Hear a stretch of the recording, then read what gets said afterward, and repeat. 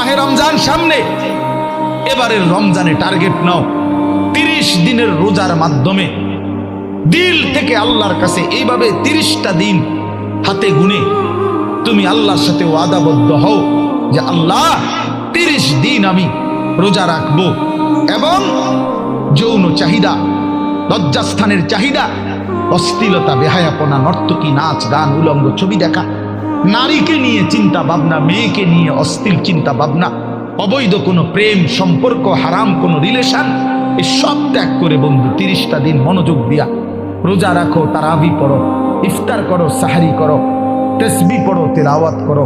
কোনো আলেমে দ্বীনের সাথে উঠা বসা করো, ইমাম সাহেবের সাথে সম্পর্ক করো। ইনশাআল্লাহ দেখবা আল্লাহ চাহে তো 30 দিনের মাথায় আল্লাহ বলেন লাআল্লাকুম তাত্তাকুন, আমি আল্লাহ ওয়াদা দিলাম মোমেন তোকে মুত্তাকি বানিয়ে দেব।